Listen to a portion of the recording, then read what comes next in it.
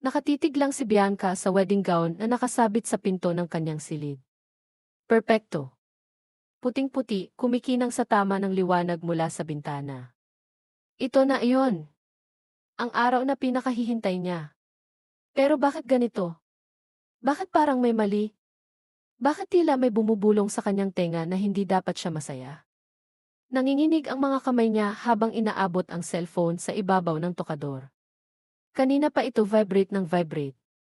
Mga pagbati siguro mula sa mga kaibigan, mga kamag-anak na excited na para sa kasal. Isang mensahe ang nakaagaw ng pansin niya. Galing kay Ramon. Ang mapapangasawa niya.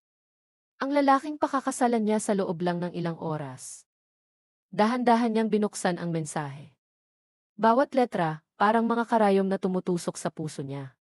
Bianca, I'm sorry. Hindi ko kaya. Hindi ako pwedeng magpakasal sa'yo. Patawarin mo ako. Paulit-ulit niyang binasa ang mga salita. Hindi mag-sink in. Parang ibang lengguwahe. Parang hindi para sa kanya. Hindi kaya. Hindi pwede. Anong ibig sabihin nito? Nabitawan niya ang cellphone. Tumama ito sa makapal na carpet, ngunit ang tunog ay parang bombang sumabog sa pandinig ni Bianca. Nanlalabo ang paningin niya. Parang umiikot ang buong silid.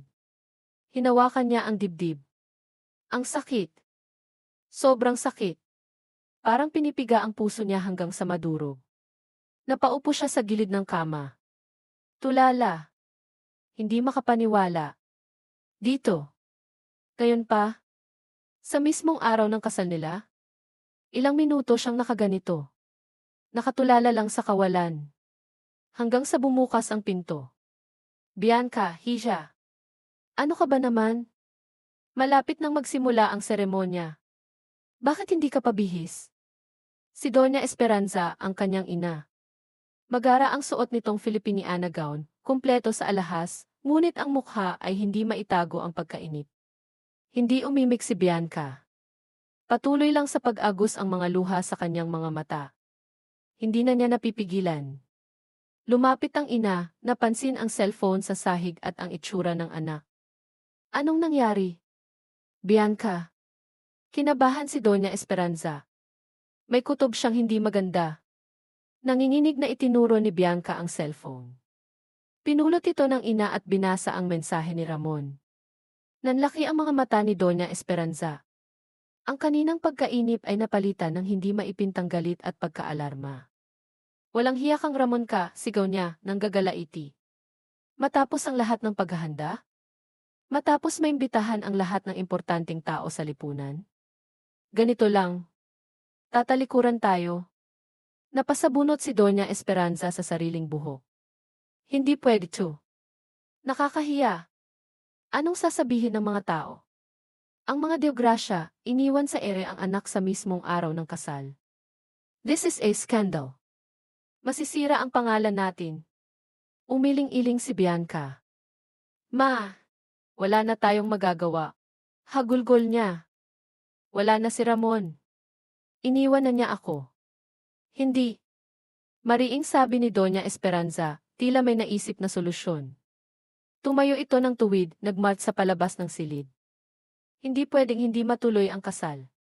Kailangan may ikasal ngayon. Naiwang mag-isa si Bianca sa silid. Lalo siyang napahagulgol. Anong ibig sabihin ni Mama? Sino ang ikakasal? Baliw na ba siya? Wala na nga si Ramon. Maya-maya pa, bumalik si Doña Esperanza. Ngunit hindi siya nag-iisa. Kasama niya ang isang lalaking pamilyar. Nakauniporme ito ng isang sikat na bakishop, may hawak pang isang malaking kahon ng cake. Sino? Sino siya, Ma? Naguguluhang tanong ni Bianca, pinupunasan ang mga luha. Tumingin si Doña Esperanza sa lalaki, na halatang litong-lito rin at takot na takot. Bata pa ito, marahil kaedad lang ni Bianca. Matangkad, payat, may maamong mukha pero bakas ang pagkalito sa mga mata.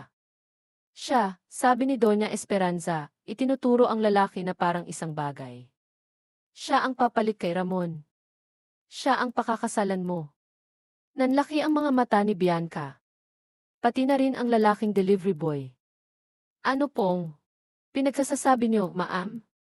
Nanginginig na tanong ng lalaki. Delivery boy lang po ako. Nag-deliver lang po ng cake. Hindi na mahalaga kung sino ka, sigaw ni Doña Esperanza. May kinuha siyang barong Tagalog mula sa kabinet. Isang mamahaling barong na sukat dapat ni Ramon. Hinagis niya ito sa lalaki. Magbihis ka. Bilisan mo. Hinihintay na tayo sa simbahan. Utos ng matanda. Ma! Ano ba to? Hindi makapaniwalang sigaw ni Bianca. Hindi ko siya kilala. Hindi ako pwedeng magpakasal sa kanya. Nababaliw ka na ba, ma? Tumahimik ka, Bianca, galit na sabi ni Doña Esperanza. Binalingan niya ang delivery boy. May dinukot siyang makapal na sobre mula sa kanyang bag, inabot niya ito sa lalaki. Pera. Malaking halaga. Sapat na para mabago ang buhay mo. Ang kailangan mo lang gawin ay magpanggap na ikaw si Ramon sa loob ng simbahan. Pagkatapos ng seremonya, pwede ka nang umalis. Walang makakaalam. Pero kailangan mong gawin to ngayon na. Napatingin ang lalaki sa sobre, tapos kay Bianca na umiiyak, tapos sa barong na hawak niya. Kitang-kita ang pagkalito at pag-aalinlangan sa mukha niya. Pero ma'am, gawin mo na. Mas matigas na utos ni Doña Esperanza. Kung hindi, sisiguraduhin kong mawawalan ka ng trabaho at hindi ka na makakahanap pa ng iba. Kilala mo ba kung sino ako? Napalunok ang lalaki. Ang takot sa mga mata niya ay napalitan ng resignasyon. Bigo. Walang nagawa si Bianca kundi ang mapatingin habang ang estrangherong delivery boy na kanina lang ay naghatid ng kanilang wedding cake ay dahan-dahang hinubad ang kanyang uniforme at nanginginig na isinuot ang barong Tagalog na para dapat kay Ramon. Parang isang masamang panaginip. Isang bangungot. Nang matapos magbihis ang lalaki, hinila na siya ni Doña Esperanza palabas. Binalingan nito si Bianca. Ayusin mo ang sarili mo, Bianca. Maghilamos ka. Mag-retouch ka. Pupunta ka sa altar. May ikakasal ngayon. Naiintindihan mo. May diin at pagbabanta sa boses ng ina. Hindi na sumagot si Bianca. Parang manikas siyang tumango. Ano pa nga bang magagawa niya? Paglabas ng ina at ng estranghero, napasandal siya sa pader. Napahawak sa kanyang dibdib. Ang sakit. Ang kahihiyan. Ang kawalan ng magawa. Pakiramdam niya, isa siyang tau-tauhan sa isang palabas na hindi niya maintindihan. Isang palabas na isinulat at idinirehe ng kanyang ina. Narinig niya ang mahinang pagtawag ng wedding coordinator sa labas ng pinto. Bianca. Ready na po kayo? Hinihintay na po kayo sa baba. Pumikit si Bianca. Huminga ng malalim. Pinunasan ang natitirang luha. Tumayo siya. Kailangan niyang gawin ito. Para sa pamilya. Para sa pangalan nila. Kahit labag sa loob niya. Pagbukas niya ng pinto, sinalubong siya ng mga ngiti ng kanyang mga abay, ng wedding coordinator, at ng ilang malalapit na kaibigan. Mga ngiting walang kamalay-malay sa trahedyang naganap sa loob ng silid, ilang minuto lamang ang nakalipas. Pilit siyang humiti pabalik, isang ngiting hindi umabot sa kanyang mga mata. Habang naglalakad siya pababa ng hagdan, patungo sa bridal car na maghahatid sa kanya sa simbahan, bawat hakbang ay parang may pabigat. Ang magarbong gown ay tila naging baluti ng kahihiyan. Ang bango ng mga bulaklak sa paligid ay parang nakakasulaso. Sa simbahan, naroon na ang lahat. Ang mga bisita, nakangiti, nagbubulungan ng papuri sa kagandahan ng bride. Ang pamilya ni Ramon, na halatang nagtataka kung nasaan ang kanilang anak, ngunit pinipilit itago ang kaba sa likod ng mga pilit ng ngiti dahil sa presensya ni Doña Esperanza na kanina pa sila kinakausap ng may otoridad. At sa dulo ng aisle, naghihintay ang lalaking estranghero. Ang delivery boy. Nakatayo roon sa tabi ng pari, suot ang barong na hindi naman para sa kanya, mukhang naliligaw at hindi alam ang gagawin. Ang pangalan niya, narinig ni Bianca na binulong ng ina kanina, Gio. Gio. Hindi niya ito kilala. Ngunit sa mga susunod na sandali, sa harap ng Diyos at ng daan-daang tao, magiging asawa niya ito. Isang peking asawa. Naglakad si Bianca sa aisle, kapit sa braso ng kanyang ama na walang kaalam-alam sa palitan ng groom. Ang bawat hakbang ay isang pagsubok. Bawat ngiti ng mga bisita ay parang insulto. Nararamdaman niya ang mga mata ng lahat sa kanya, ngunit ang tanging nakikita niya ay ang litong mukha ni Gio sa dulo. Nang makarating siya sa altar, nagtama ang kanilang mga mata. Nakita niya ang awa, ang pagkalito, marahil pati ang pagkamuhi sa mga mata ni Gio. Ganoon din marahil ang nakikita nito sa kanya. Walang pagmamahal. Walang romansa. Tanging ang bigat ng sitwasyong pareho nilang kinasadlakan. Ang seremonya ay parang isang mahabang, malabong panaginip. Ang mga salita ng pari, ang mga awitin ng chore, ang palitan ng ta-do, lahat ay parang walang kahulugan. Nang isinuot ni Gio ang singsing sa daliri ni Bianca, malamig ang metal, kasing lamig ng pakiramdam niya. Nang isinuot niya ang singsing kay Gio, naramdaman niya ang panginginig ng kamay nito. "You may now kiss the bride." Nagkatinginan sila. Panic flashed in Gio's eyes. Bianca froze. Hahalikan siya ng lalaking ito. Ng estrangherong ito. Sa harap ng lahat. Lumapit si Gio, ngunit sa halip na isang tunay na halik, isang mabilis at magalang na dampilang sa pisngi ang ginawa nito. Bahagyang nakahinga ng maluwag si Bianca. Kahit papaano, may natitira pa palang hiya ang lalaking ito.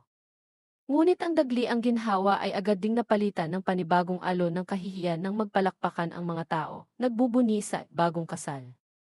Pinilit nilang umiti habang magkahawak kamay na naglalakad pabalik sa isla. Bawat flash ng kamera ay parang kidlat na tumatama sa kanya. Bawat pagbati ay parang sundang. Nararamdaman niya ang higpit ng pagkakahawak ni Gio sa kamay niya, hindi dahil sa pagmamahal, kundi marahil dahil sa parehong kaba at pagkaasiwa na nararamdaman niya. Congratulations! Best wishes! Ang ganda ng bride. Bagay na bagay kayo. Mga salitang dapat sana ay magpapasaya sa kanya, ngunit ngayon ay pawang kasinungalingan lamang. Gusto niyang sumigaw. Gusto niyang sabihin sa lahat na hindi ito totoo. Na ang lalaking katabi niya ay hindi si Ramon. Na isa lang itong malaking palabas. Ngunit nanatili siyang tahimik. Nakangiti. Umaarte. Gaya ng utos ng kanyang ina. Ang reception ay ginanap sa isang grand ballroom ng isang 5-star hotel. Magarbong dekorasyon, masasarap na pagkain, dumadagundong na musika. Lahat ay perpekto, maliban sa dalawang bida ng okasyon. Pinaupo sila sa presidential table, katabi ang kanilang mga magulang, o ang mga magulang ni Bianca, at ang nag-iisang si Doña Esperanza, dahil wala namang pamilya si Gio doon, at ang pamilya ni Ramon ay halatang naguguluhan pa rin sa isang sulok. Pilit na ini-entertain ng ilang pinsan ni Bianca. Si Doña Esperanza ang sentro ng atensyon, tumatanggap ng mga pagbati, nakikipagtawanan sa mga bisita, tila walang nangyaring kakaiba. Maestro siya ng pagkukunwari. Siya ang puppeteer, at silang dalawa ni Gio ang mga puppet. Smile, Bianca. Umiti ka, bulong ng ina nang mapansing napapawi ang ngiti sa labi ng anak.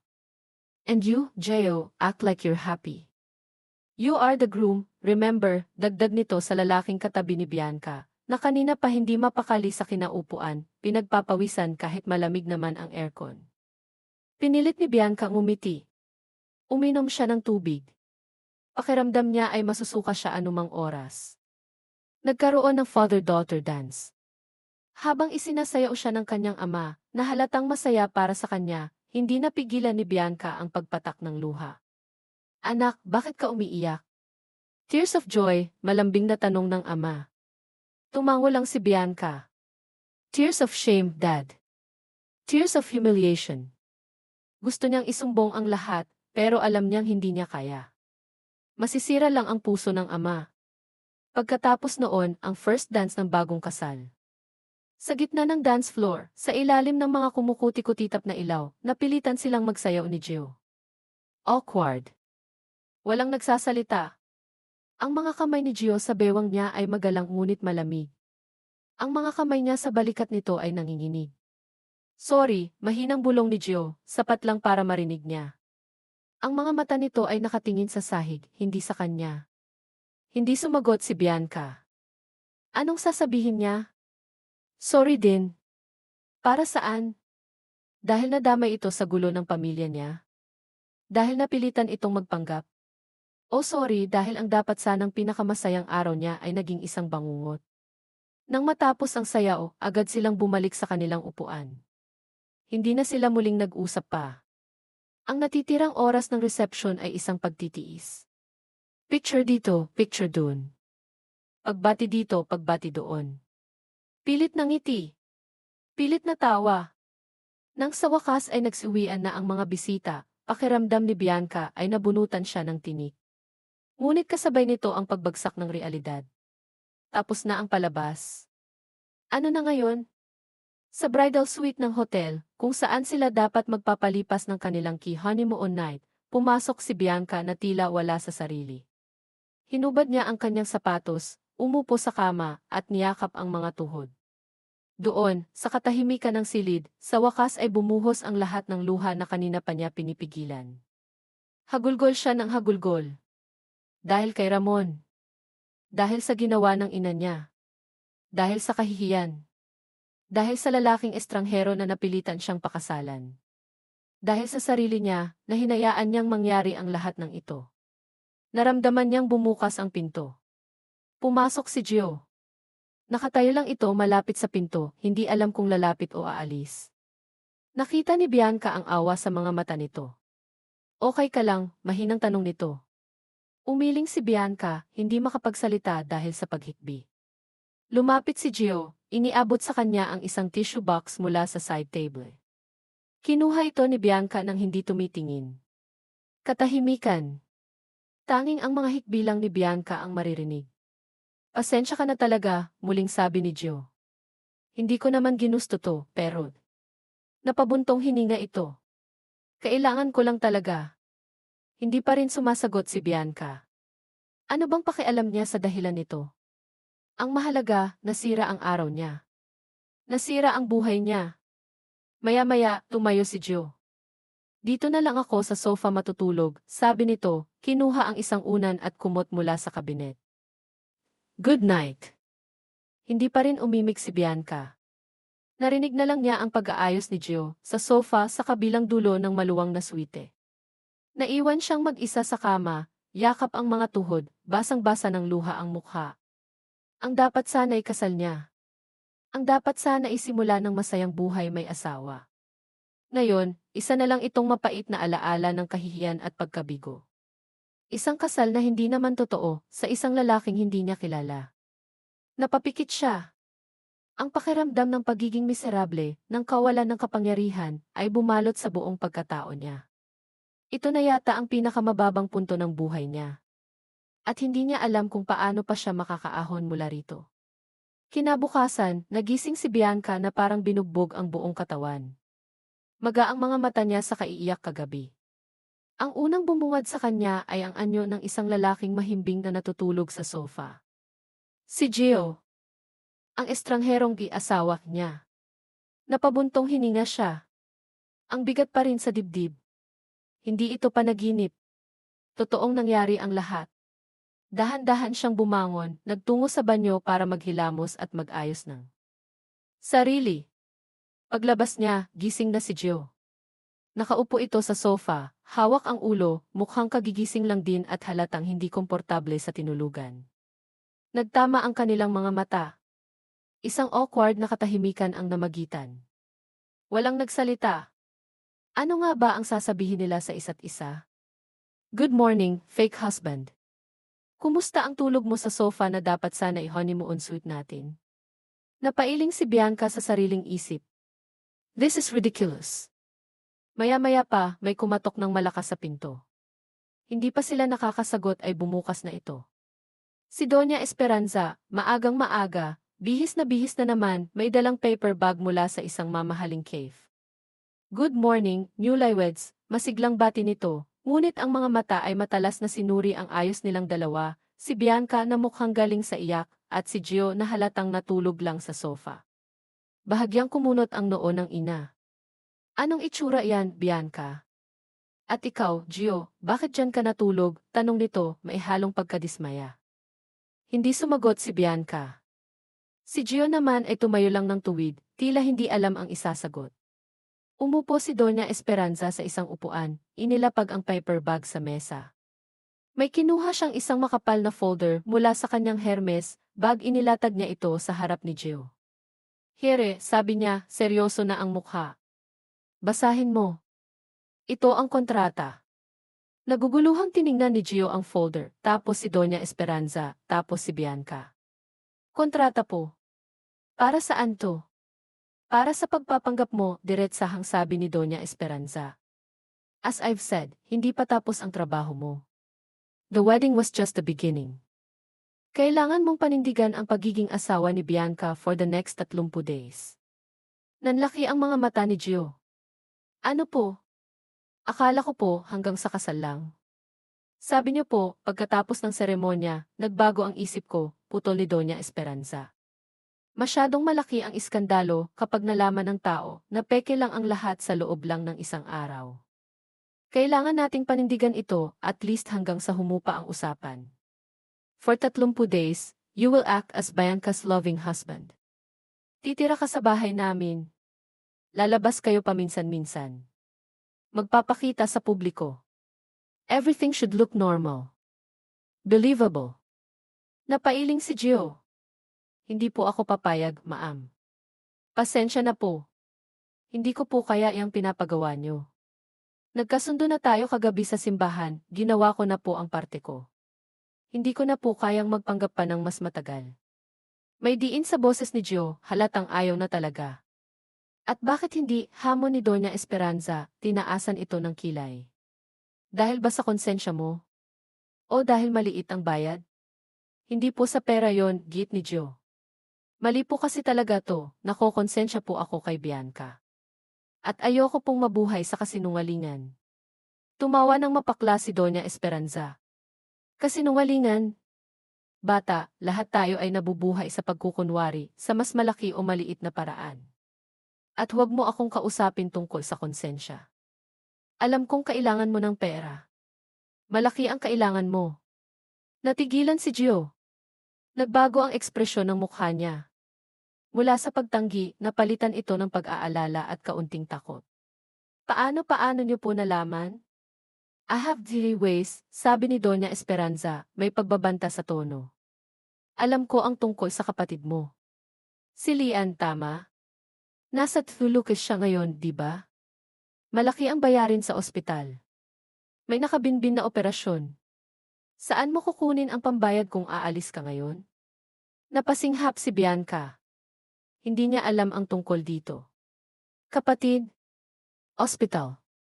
Operasyon? Kaya ba pumayag si Gio sa kabaliwan ni Mama kagabi? Nakita niya ang paggapang ng gulat at pagkatakot sa mukha ni Gio. Para itong dagan na corner.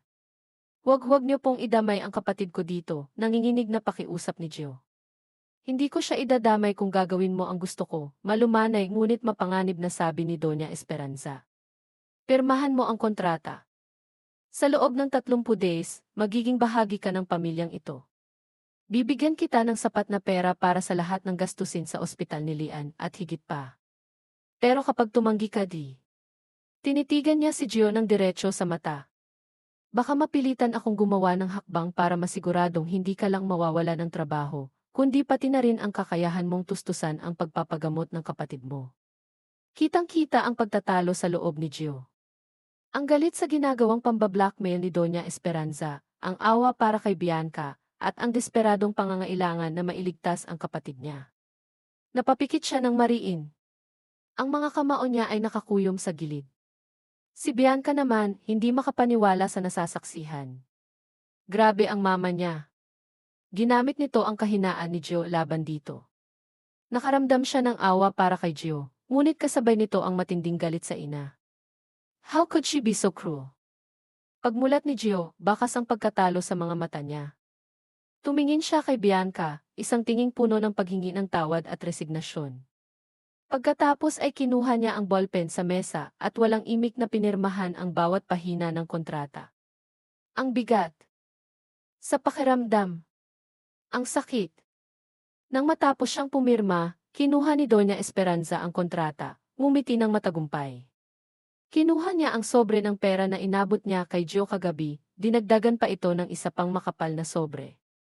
Here's the initial payment. The rest will follow once you fulfill your part of the deal, sabi nito. Iniabot niya ang pera kay Gio. Tinanggap ito ni Gio, ngunit parang diring-diri siyang hawakan ito. Kailangan ko na pong umalis sandali, ma'am, sabi niya, hindi makatingin kay Bianca o kay Doña Esperanza. Pupuntahan ko lang po ang kapatid ko sa ospital. CJ. Pero bumalik ka kaagad. Dito ka natitira simula ngayon sa bahay namin. Ipapadala ko na ang mga gamit mo mamaya. At ito, may iniabot si Doña Esperanza na susi. Kailangan mong malaman, may mga reporter na nag-aabang sa labas ng hotel. Gamitin niyo ang service exit. Ihahatid ka ng driver ko. Tumango lang si Gio, kinuha ang susi, at mabilis na lumabas ng silid, dala ang pera at ang bigat ng kanyang desisyon. Nang silang dalawa na lang ni Bianca ang naiwan kasama si Doña Esperanza, hindi na napigilan ni Bianca ang sarili. Ma! Ano ba tong ginawa nyo? Sigaw niya, nanginginig sa galit. Hindi tama to. You blackmailed him. Ginamit nyo ang kapatid niya. Tiningnan siya ng ina, kalmado pa rin. Ginawa ko lang ang kailangan, Bianca. Para sa pamilya natin.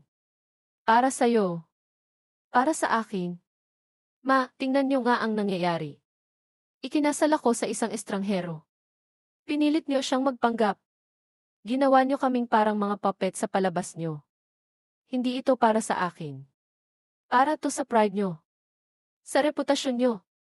At ano ang masama doon? Balik tanong ni Doña Esperanza, tumataas na rin ang boses. Sa mundong ito, reputasyon ang puhunan natin. Masisira ang lahat ng pinaghirapan ng lolo mo, ng daddy mo, kapag nalaman ng mga tao ang katotohanan. Isipin mo ang kinabukasan mo, Bianca. Sinong matinong lalaki ang papatol sa'yo kapag nalaman nilang iniwan ka sa altar? Kahit sino, ma. Basta totoo. Hindi ganito, naiiyak na sabi ni Bianca. Pakiramdam ko, wala na akong halaga. Para akong manika na pinagsusuot nyo ng damit, pinapartner sa kung sinong gusto nyo. Wala na ba akong sariling desisyon?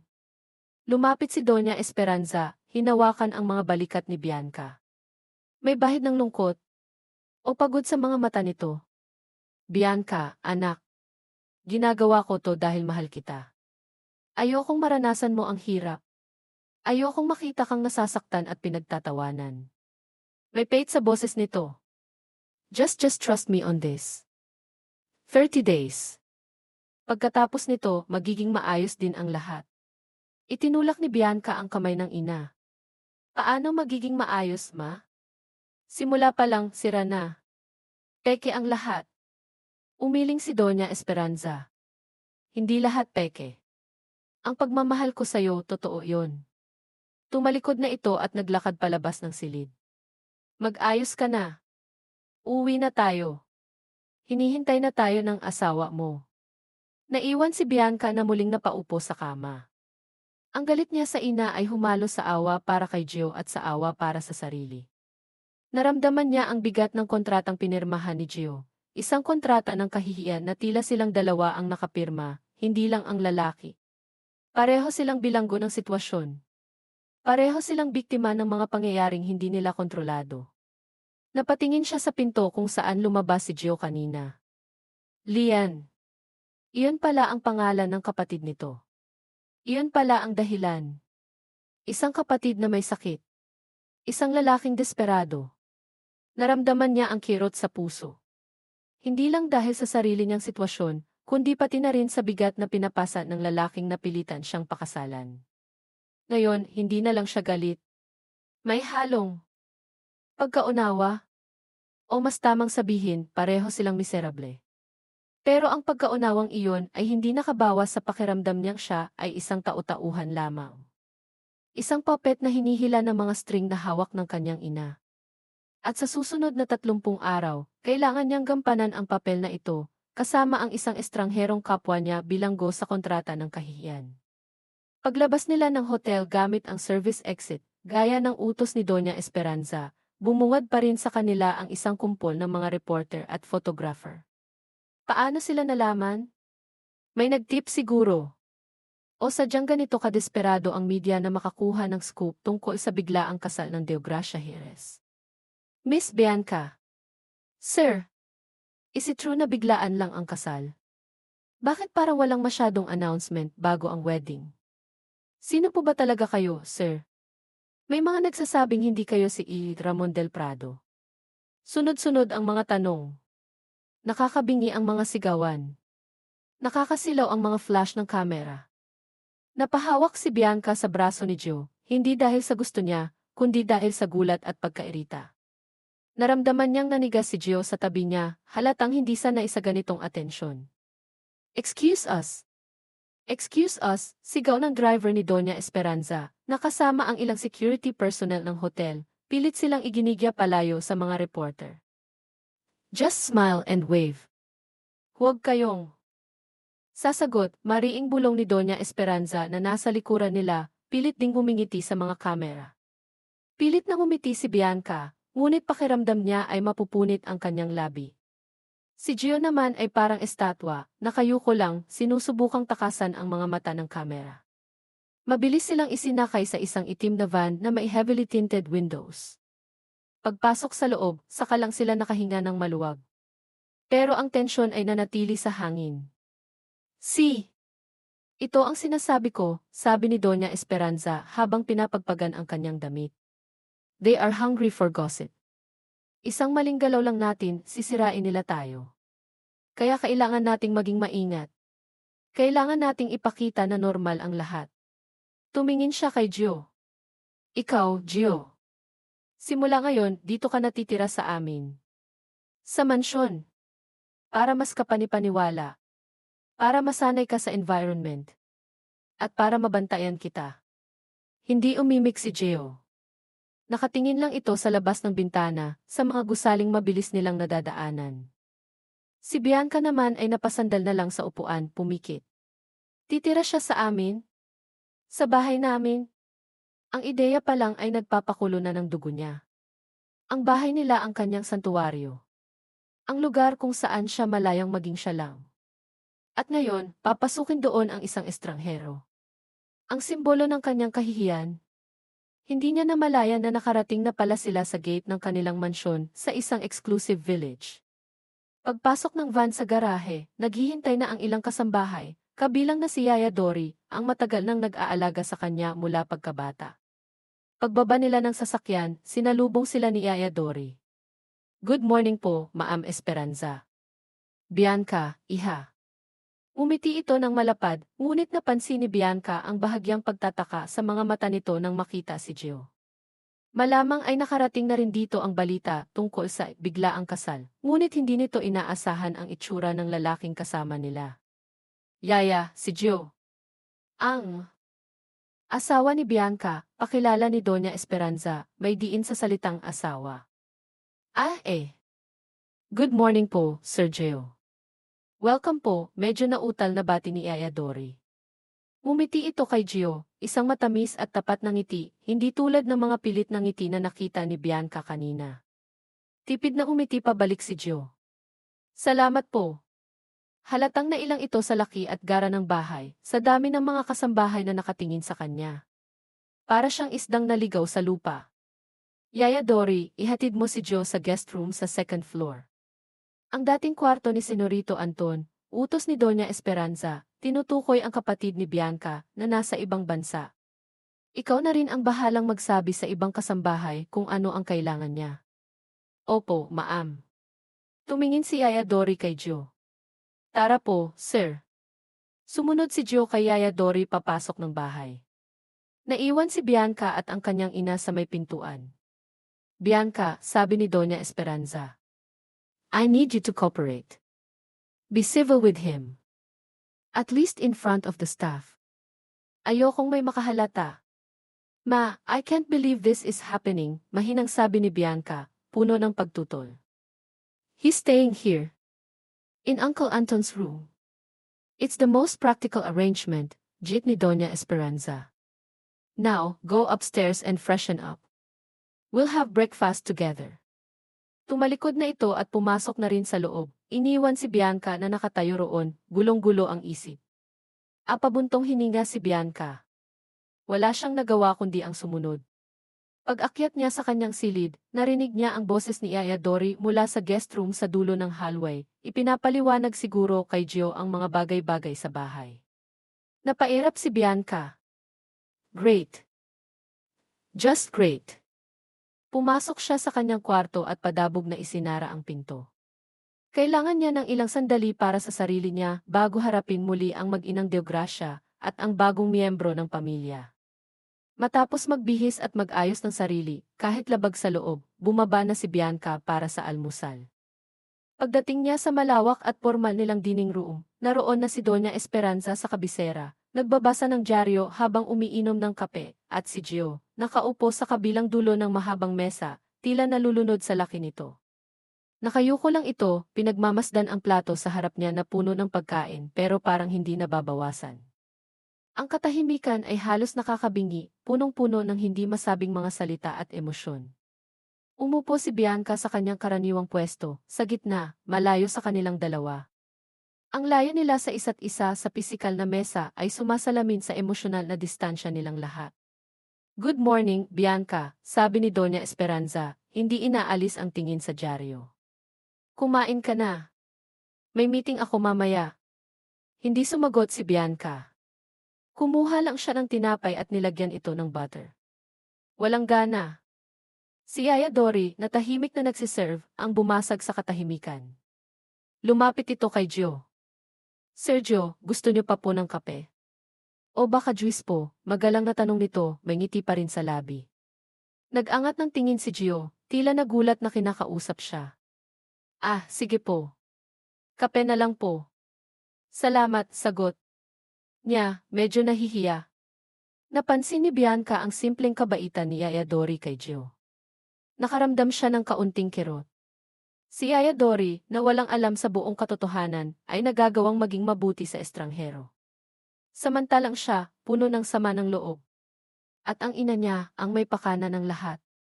Ibinaling ni Doña Esperanza ang tingin kay Gio. "Gio, mamaya, pag alis ko, sasamahan ka ni Yaya Dori para kumuha ng ilang damit mo. Make sure na yung mga presentable lang ang dadalhin mo dito. We might need to buy you new clothes later. Kailangan mong magmukhang kagalang-galang." Tumango lang si Gio, hindi makatingin sa mata ni Doña Esperanza. Muling namayani ang katahimikan. Tanging ang tunog ng mga kubyertos na tumatama sa plato ang maririnig. Sinubukan ni Bianca kumain, pero parang may nakabara sa lalamunan niya. Bawat subo ay parang lason. Katabi niya sa iisang bubong, sa iisang hapagkainan, ang lalaking simbolo ng kanyang pinakamalaking kahihiyan. At kailangan niyang tiisin ito araw-araw, sa loob ng 30 araw. "Bianca," muling nagsalita si Doña Esperanza. "I expect you to be home early tonight. May dinner tayo kasama ang mga tanching ko. They are important business partners. At syempre, kasama si Gio." Muntik nang mabitawan ni Bianca ang kanyang tinidor. "What? Ma, kailangan ba talaga?" protesta niya. "Yes," mariing sagot ng ina. "We need to show them that everything is fine. Na masaya ka sa bago mong buhay." Natanggap ng pamilya si Gio. Tumingin ito kay Gio.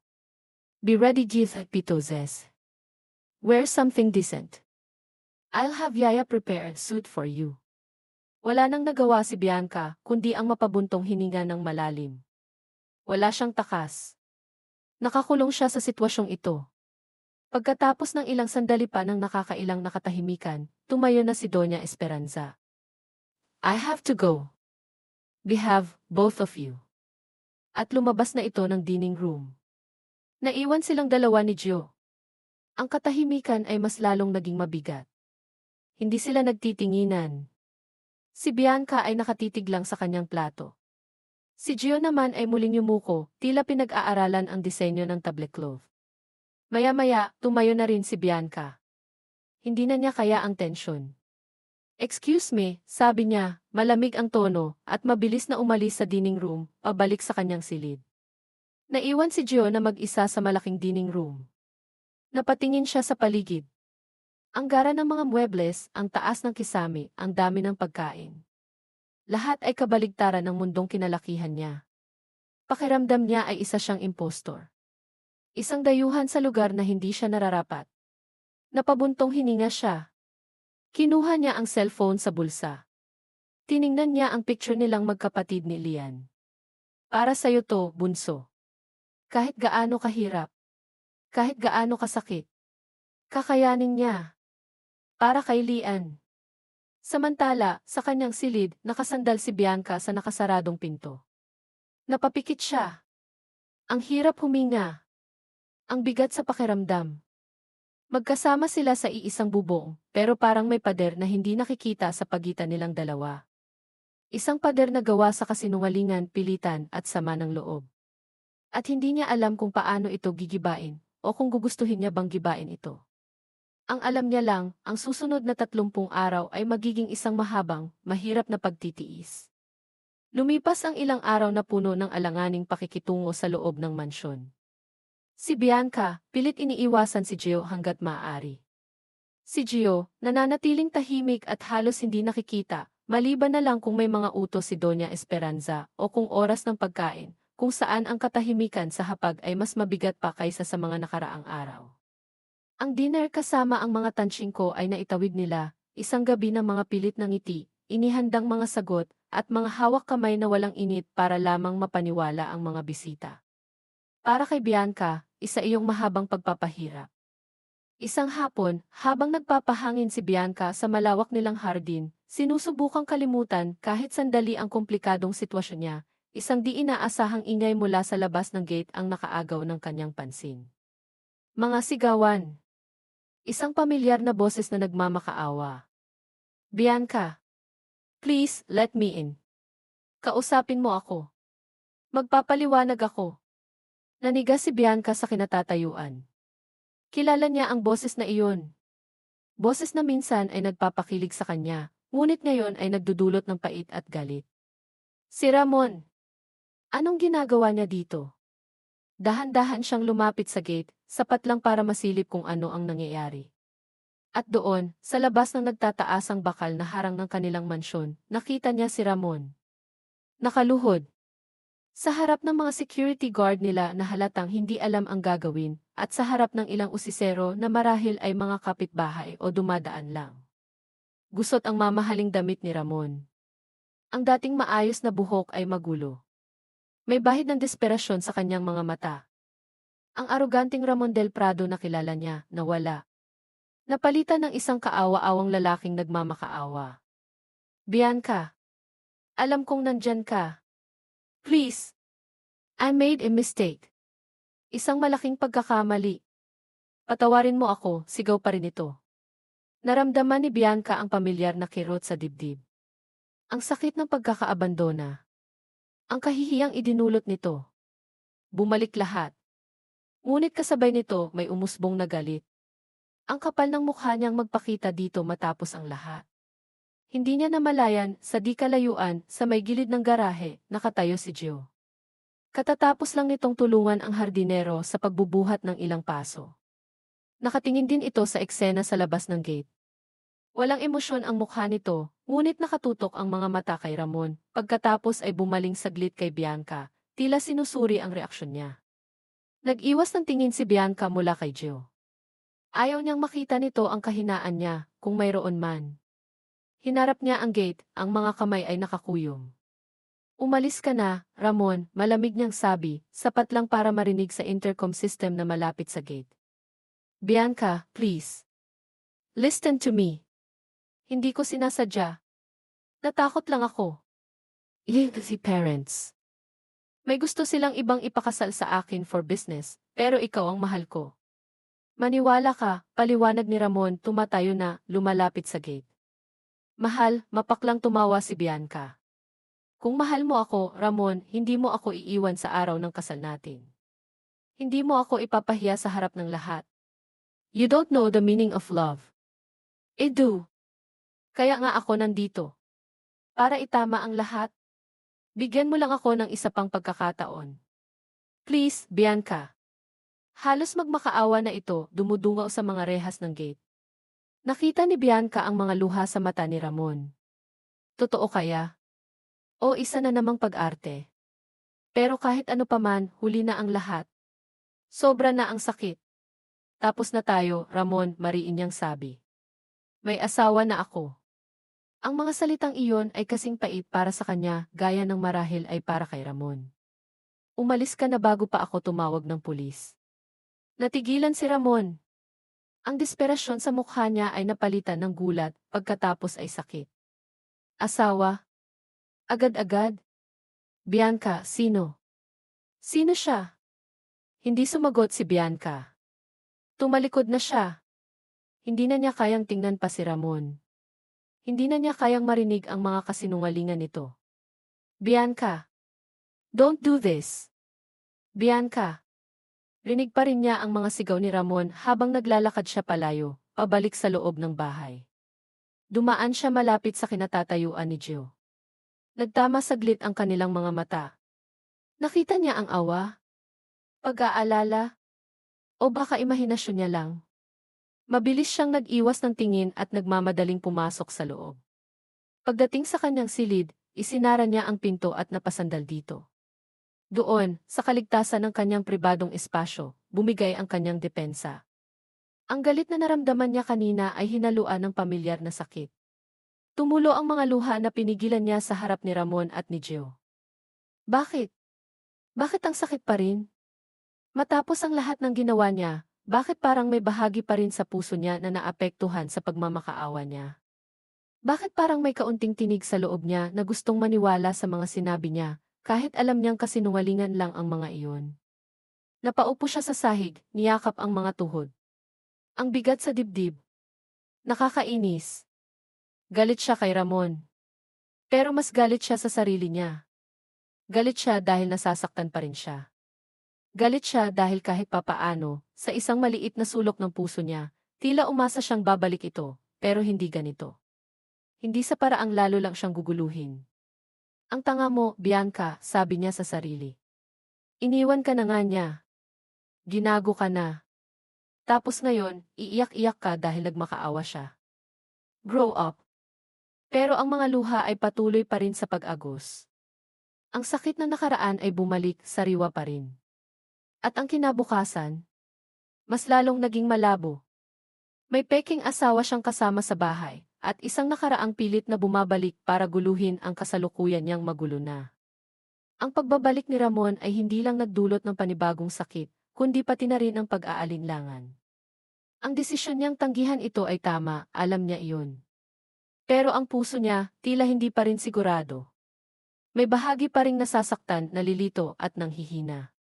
Ang katatagang ipinakita niya kanina sa labas ay unti-unting gumuho sa loob ng kanyang silid. Naiwan siyang mag-isa, dambana ng sariling dusa, pinagtatalunan ang sakit ng kahapon at ang takot sa bukas. Lunglay. Wavering. Ito ang pakiramdam na bumabalot sa kanya ngayon. Ang bigat ng mga luhang pumapatak ay hindi lang dahil sa galit, kundi dahil na rin sa pagkalito. Bakit kailangang bumalik pa si Ramon? Bakit ngayon pa kung kailan sinusubukan niyang buuin ang sarili mula sa pagkawasak na idinulot nito? Pinunasan niya ang kanyang mga luha gamit ang likod ng palad, ngunit agad din itong napapalitan ng mga bago. Nakakainis. Nakakababa ng pagkatao. Naroon si Gio sa labas kanina. Nakita nito ang lahat. Nakita nito ang pagdating ni Ramon. Nakita nito ang kanyang reaksyon. Ano kayang iniisip ni Gio ngayon? Na marupok siya. Na kahit anong oras ay maaari siyang bumigay at balikan ang lalaking nanakit sa kanya. Hindi, mariin niyang sabi sa sarili. Hindi ako. Babalik sa kanya. Tapos na. Pero bakit ang hirap paniwalaan ng sarili niyang mga salita? Bakit may bahagi sa kanya na tila nagtatanong kung totoo nga ba ang sinabi ni Ramon? Na natakot lang ito. Na mahal pa rin siya nito. Napailing siya. Mga kasinungalingan. Mga salitang binitawan ng isang duwag para lang maisalba ang sarili. Kung mahal siya ni Ramon, hindi ito aalis sa simula pa lang. Hindi siya hahayaang dumaan sa ganitong kahihiyan. Pero ang pagluhod nito kanina, ang desperasyon sa mga mata nito, may bahid ng katotohanan. O sadyang magaling lang itong umarte. Sinapo ni Bianca ang kanyang ulo. Ang gulo. Ang sakit. Parang pinupunit ang puso niya sa magkabilang direksyon. Ang isang bahagi ay galit na galit, gustong saktan si Ramon gaya ng pananakit nito sa kanya. Ang kabilang bahagi naman ay nasasaktan pa rin para dito. O para sa nawalang pangarap nila? Naalala niya ang mga masasayang araw nila ni Ramon. Ang mga pangako. Ang mga plano para sa hinaharap. Lahat ng iyon ay naglaho na parang bula noong araw ng kasal. Ngayon, ang pagbabalik nito ay parang pagbubukas muli ng mga sugat na hindi pa man naghihilom. Tumayo siya mula sa sahig, lumapit sa bintana. Mula roon, tanaw niya ang hardin kung saan sila nag-usap kanina ni Ramon sa pamamagitan ng intercom. Wala na si Ramon. Tanging ang mga security guard na lang ang naroon, nag-uusap-usap. Wala na rin si Gio. Nakahinga siya ng bahagya. Ayaw niyang makita siya ni Numan sa ganitong estado. Lalo na si Gio. Ang estrangherong ito na saksi sa kanyang pinakamababang mga sandali, ang araw ng kasal na hindi natuloy, ang pagdating ng nanakit sa kanya, ang kanyang mga luha. Napabuntong hininga siya. Ang pagiging malakas na ipinakita niya kanina kay Ramon ay parang isang maskara na madaling matanggal. Sa loob-loob niya, naroon pa rin ang sakit, ang pagkalito, ang pagiging marupok. Naroon pa rin ang Bianca na nasaktan, na nalilito, na hindi alam kung paano haharapin ang bukas. Ang pagbabalik ni Ramon ay nag-iwan ng lamat sa kanyang determinasyon. Kahit itinaboy niya ito, ang presensya nito, ang mga salita nito, ay nanatili sa kanyang isipan, nagdudulot ng dusa at pag-aalinlangan. Ang puso niya, na akala niya ay nagsisimula ng maghilom, ay muling dumugo. At ang pundasyon ng kanyang pagkatao, na sinubukan niyang patatagin, ay tila bahagyang nayanig. Ilang araw pa ang lumipas matapos ang insidente sa gate kasama si Ramon. Pilit ibinabalik ni Bianca ang sarili sa dati niyang routine, trabaho sa umaga sa kumpanya ng pamilya, kahit papakiramdam niya ay wala siyang ganang magtrabaho. At pag-uwi sa hapon sa mansyon kung saan naghihintay ang awkward na presensya ni Gio, at ang mapagmatsyag na mga mata ng kanyang ina. Ang pagbabalik ni Ramon ay nag-iwan ng hindi maipaliwanag na bigat sa kanyang dibdib, isang bagay na pilit niyang winawaksi sa isip, ngunit laging bumabalik. Isang hapon, pagkatapos ng isang nakakapagod na meeting, kailangan niyang dumaan sa isang supplier sa kabilang bahagi ng syudad. Karaniwan, mag-isa siyang pupunta o kasama ang kanyang driver. Ngunit nang paalis na siya, pinigilan siya ni Doña Esperanza. Saan ka pupunta, Bianca? Tanong nito, nakadarating lang din mula sa sarili nitong lakad. May kukunin lang po ako sa supplier, Matsi. Okay. Isama mo si Gio, utos ng ina. Napabuntong hininga si Bianca. Ma, hindi na kailangan. Saglit lang naman ako. No, you have to be seen together. Lalo na ngayon, mainit pa rin ang balita tungkol sa kasal nyo at sa pagpaparamdam ni Ramon. People are watching. They need to see you are a couple. Gio, tawag nito sa lalaking tahimik na nagbabasa ng libro sa sala. Lumapit si Gio, naghihintay ng utos. Samahan mo si Bianca. May pupuntahan siya, sabi ni Doña Esperanza. Walang nagawa si Gio kundi tumango. Si Bianca naman ay napairap na lang ng palihim at naunang lumabas patungo sa kotse. Sumunod si Gio, tahimik lang. Ang driver nila ang nagmamaneho at silang dalawa ay nasa backseat. Ang katahimikan sa loob ng sasakyan ay halos pwedeng hiwain sa sobrang kapal. Nakatingin lang si Bianca sa labas ng bintana, pinagmamasdan ang mga dumadaang sasakyan. Si Gio naman ay nakatingin lang sa kanyang mga kamay na nakapatong sa hita. Malayo-layo na sila nang mapansin ng driver ang isang pamilyar na sasakyan na kanina pa sumusunod sa kanila. Maam Bianca, Sergio, mukhang may nakabuntot po sa atin. Media po yata. Napamura si Bianca sa isip. Hindi na naman sila tinantanan. Manong, pakibilisan po. Pakisubukang iwala sila, utos niya, ramdam ang pagbalik ng inis at kaba. Binilisan ng driver ang takbo, lumilipat-lipat ng lane, sinusubukang iwanan ang sumusunod na sasakyan. Ngunit mabilis din ang mga ito, halatang sanay sa ganitong habulan. Ang tensyon sa loob ng kotse ay tumindi. Diyos ko, mahinang sabi ni Bianca, napahawak sa kanyang sentido. Ayoko na nito. Manong, sa susunod na kanto, kumaliwa ka, biglang sabi ni Gio, kalmado ngunit may diin ang boses.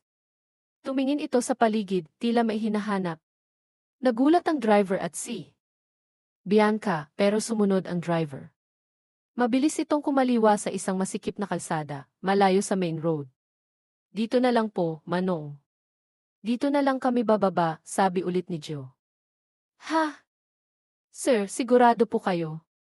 Delikado po dito, alanganing tanong ng driver. Tinitingnan ang medyo magulong paligid ng kalyeng pinasukan nila. Mga dikit-dikit na bahay, tindahan, at naglalarong mga bata. Okay lang po. Alam ko tong lugar na to, dalian niyo na po, bago pa sila makasunod, giit ni Joe, binubuksan na ang pinto ng kotse. Nag-aalangan man, tumango na rin si Bianca. Mas mabuti na to kaysa mahabol sila ng media. Mabilis silang bumaba ni Joe. Manong, umikot na lang po kayo mamaya sa kabilang kanto. Hintayin niyo kami doon, habili ni Joe sa driver bago isara ang pinto.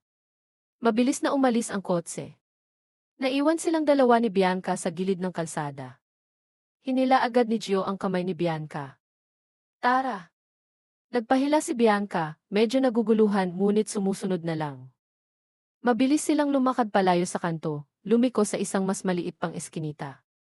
Ang puso niya ay kumakabog dahil sa habulan kanina, sa biglaang paghila ni Joe, at sa hindi pamilyar na lugar.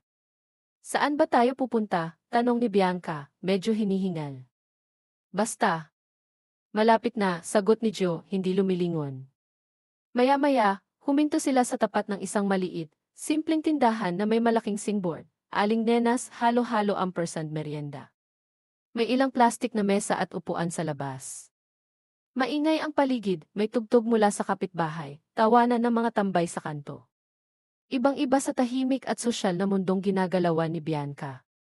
Dito, takang tanong ni Bianca.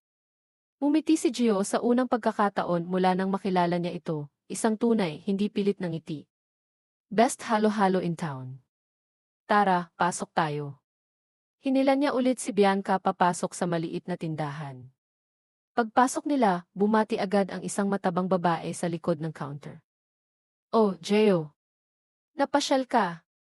Akala ko hindi ka nadadaan dito ah. Siyempre naman po, aling nena. Na-miss ko halo-halo niyo nakangiting sagot ni Gio. Dalawa nga po, special. Sige ba? At sino naman itong magandang kasama mo? Girlfriend mo, tanong ni aling nena, nakangiting tinitingnan si Bianca mula ulo hanggang paa. Halatang naninibago sa itsura ni Bianca na mukhang hindi bagay sa lugar. Medyo namula si Gio. Ah! Kaibigan ko po. Si Bianca. Umiti si Bianca kay aling nena.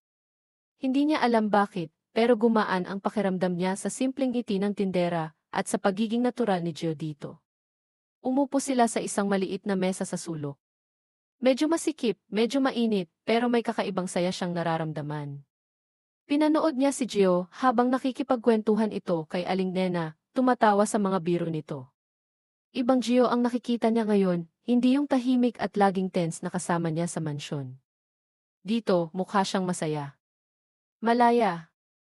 Nang dumating ang dalawang malalaking baso ng halo-halo, kumislap ang mga mata ni Gio.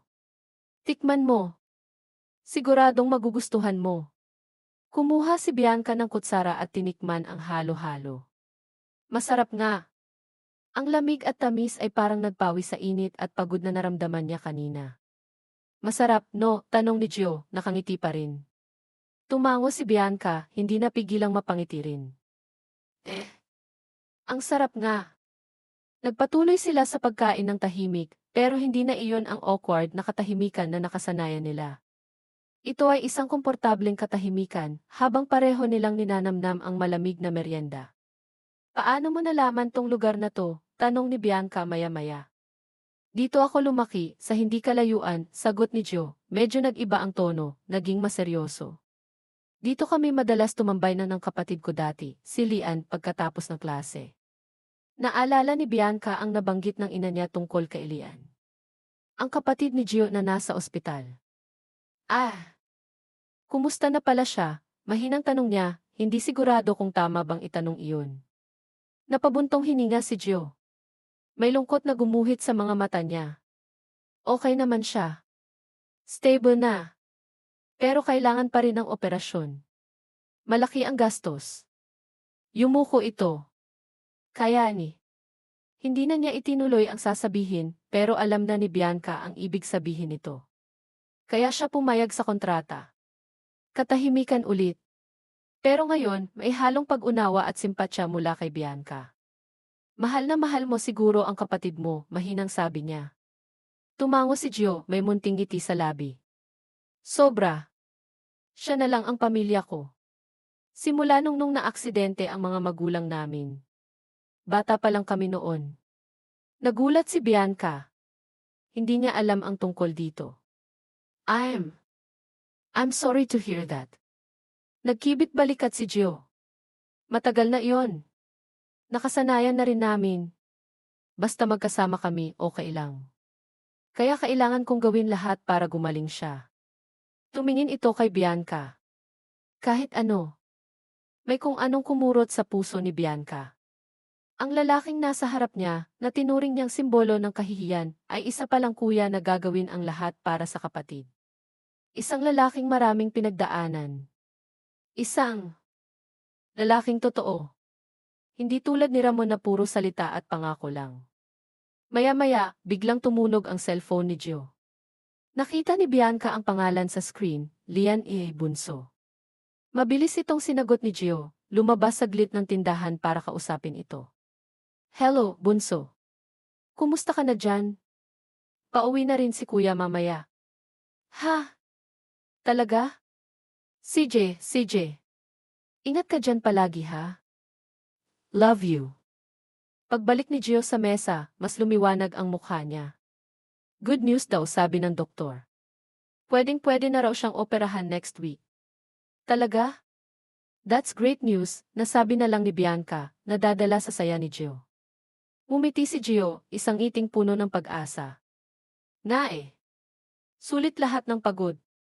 Sa sandaling iyon, habang nakatingin siya sa masayang mukha ni Gio, nakalimutan ni Bianca ang lahat ng problema niya, si Ramon, ang peking kasal, ang mapaniil niyang ina. Ang nakikita lang niya ay ang lalaking nasa harap niya, na sa kabila ng lahat ng pinagdadaanan, ay nakakahanap pa rin ang dahilan para ngumiti ng totoo. At sa unang pagkakataon, nakaramdam siya ng kilig. Isang munting kislap ng kakaibang damdamin para sa lalaking hindi niya inaasahang magiging bahagi ng buhay niya. Isang damdaming hindi niya naramdaman kay Ramon kahit kailan. Natapos nila ang kanilang halo-halo. Salamat nga pala, sabi ni Bianca, nang malapit na sila sa kanto. Lumingon si Gio, nagtataka. Para saan? Sa pagtulong mo kanina. Kung hindi dahil sa'yo, baka nakunan pa kami ng mga litrato ng mga iyon, natatawang sabi ni Bianca, tinutukoy ang mga paparazzi. Ngumiti si Gio. Wala yon. Sanay na rin ako sa ganun. Hindi naman ako artista eh. Well, you handled it pretty well, komento ni Bianca. Buti na lang alam mo tong lugar na to. Nagkibit balikat si Gio. Siyempre. Dito ako lumaki eh. Ang ganda ng halo-halo, biglang sabi ni Bianca, na parang nag-iisip. Hindi ko akalaing may ganitong masarap na halo-halo dito. Iba talaga pag galing sa puso. Tumingin si Gio sa kanya, may ngiti sa labi. Sa Aling Nena pa yon. Sikat na talaga siya sa lugar namin. Medyo nagtagal ang tingin nila sa isa't isa. Sa ilang sandali, pakiramdam ni Bianca, tila may kung anong tumibok sa puso niya. Ngunit agad din siyang nag-iwas ng tingin. Nang makarating sila sa kanto, nakita na nila ang itim na van na naghihintay. Pagkakita sa kanila ng driver, agad nitong binuksan ang pinto. Pagpasok nila, bumalik na naman ang katahimikan, ngunit hindi na kasing bigat ng dati. Salamat po, sabi ni Gio sa driver. Welcome po, sir, sagot ng driver habang pinapaandar ang sasakyan. Sa biyahe pabalik sa mansyon, nakatingin si Bianca sa labas ng bintana. Hindi na siya nag-iisip ng tungkol sa mga reporters o sa mga tansyingko na makakasama nila sa hapunan mamaya. Ang iniisip niya ay ang halo-halo, ang simpleng tindahan, at ang mga ngiti ni Gio kanina. Pagkatapos ng mahaba-habang araw ng lungkot at kahihiyan, sa wakas ay nakaramdam siya ng kaunting ginhawa. Naramdaman niya na kahit sa gitna ng lahat ng kaguluhan, may isang taong kaya siyang patawanin na nakakaintindi sa kanya kahit pa hindi nito alam ang buong kwento. Hindi pa rin niya maintindihan ang nararamdaman niya. Alam niyang peke ang lahat. Ang kasal, ang pagiging mag-asawa, ang buhay na pinipilit nilang itayo. Ngunit ang mga ngiti ni Gio, ang pagmamahal nito sa kapatid, ang tunay na kabaitan nito lahat iyon ay tila totoo. Bakit ba ako ganito? Tanong niya sa sarili. Bakit ko ba siya iniisip? Siguro, dahil sa kauna-unahang pagkakataon, nakaramdam siya ng ginhawa, sa likod ng maskara, sa likod ng lahat ng kasinungalingan. Naramdaman niya ang init sa kanyang pisngi. At sa unang pagkakataon, naisip niya, bakit kaya hindi maging totoo ang lahat? Kailangan kayong pumunta sa fiesta sa Girgis. Mabini, utos ni Doña Esperanza sa kanila kinabukasan, matapos ang kanilang maikling almusal. It's a good opportunity to connect with the community. Kailangan nilang makita na masaya kayo, na maayos ang lahat. So, behave yourselves. Be a perfect couple. Walang nagawa si Bianca kundi ang tumango. Walang nagawa si Gio kundi ang tumango. Sila na naman ang bida sa isang palabas na isinulat at idinirehe ng kanyang ina. Kinahapunan, dumating sila sa Girgis. Mabini. Mainit ang sikat ng araw, ngunit mas mainit ang saya at sigla na bumabalot sa plaza. May mga bandang tumutugtog, mga nakahilerang tindahan ng iba't ibang pagkain, mga laro para sa mga bata. May mga taong nagtatakbuhan, nagtatawanan at nagkukwentuhan. Bawat sulok ay puno ng kulay at ingay. Nagtago si Bianca sa loob ng itim na Effie habang pinagmamasdan ang kasiyahan. Ayaw niyang lumabas. Gusto niyang tumakas. Ngunit alam niyang hindi niya magagawa iyon. Huwag ka nang mag-alala, Bianca, sabi ni Gio, na kasama niyang nakaupo sa loob ng sasakyan. Kailangan lang nating magpanggap. Tapos na tayo rito. Napabuntong hininga si Bianca. Tinignan niya si Gio, nakasuot ng puting polo at maong pants na halatang hindi komportable. Salamat. Ngumiti si Gio. Walang anuman. Kaming mga taga-deliver, sanay na kami sa ganito. Lumabas na sila ng sasakyan, sumalubong sa kanila ang atensyon ng mga tao. Iti dito, bati doon. Kailangan nilang magpakita ng saya, na parang tunay ang lahat. Kahit labag sa loob, naglakad sila sa gitna ng plaza, ninisian ang lahat ng nakakasalubong, nakipagkamayan sa mga kapitbahay. At sa gitna ng programa, sumali sila sa isang tradisyonal na sayaw, ang tinikling.